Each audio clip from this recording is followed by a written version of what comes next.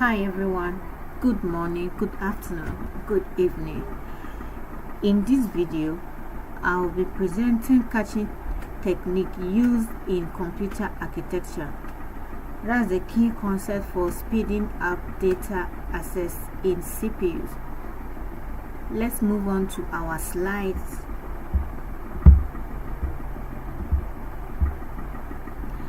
So, this is caching technique in computer architecture. Someone will ask you, or someone will ask, what is caching? What is caching? We have a bullet point here. Point 1 says high speed storage between CPU and main memory. Point 2 stores frequently accessed data. Point 3 reduces data access time. Last point say improve system performance. Let me explain this into details. Caching. When someone says caching is a technique where a small fast memory stores copies of data from main memory to reduce the time the CPUs take to access it. That's caching. Let's move on to the next slide. That's why is caching important? That's vitality of caching. So, why is caching important? Point number 1 says avoid repeated memory access. Point 2 increases CPU efficiency. Point 3 saves time during program execution. Point 4 say essential for modern processor. So, caching reduces the need for the CPU to fetch the same data from main memory over and over.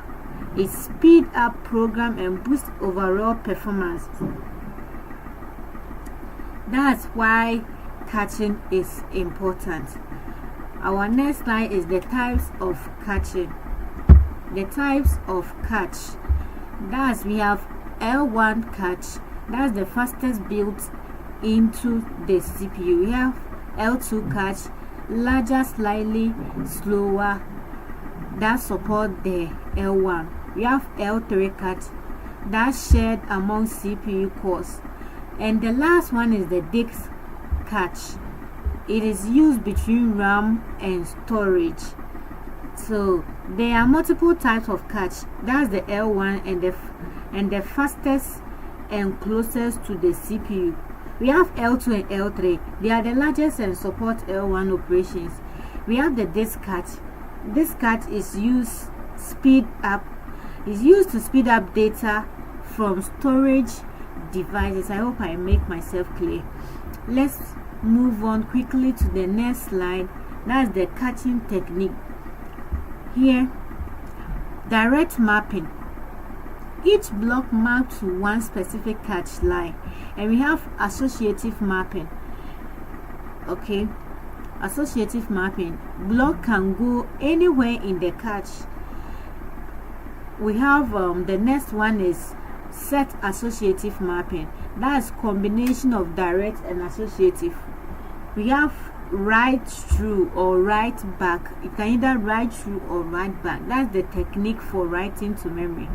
So a little explanation. This is a brief explanation. These are the common caching techniques. Direct mapping is simple but cause cohesion. Associative give flexibility. Set associative balance both. Write technique direct how data update between cache and memory. Let's move on to the next slide. That slide 6. The cache mapping technique. Let me explain. Cache, we have direct mapping. That's the simple and fast. One memory block map to one cache line. We have fully associative mapping. Any block can go in any cache line. We have flexible but slower search. It's flexible but slower search. The next one is the set associative mapping. You can see this in capital letters. And the one, it is a cache divided into sets. Block map to any line within a set. So this one, these are the three main mapping strategies used to place data in cache. Each has trade-off in speed, complexity, and efficiency. So the next slide, we are talking about the advantage and limitation of caching. I've divided it into two: advantage and limitation. The advantage we have, it is faster access to frequently used data. Point 2 says reduces average memory access time. Point 3, improves CPU performance. The limitation, we have limitation: cache size, more hardware complexity, then not effective for non-repetitive data access. So we are done. This is the summary.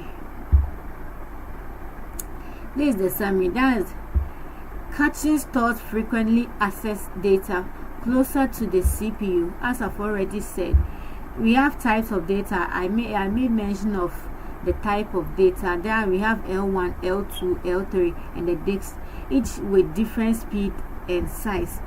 It uses temporal and spatial locality principles and improves speed, but has size and complexity trade-off. I've already made mention of that. And this is the conclusion.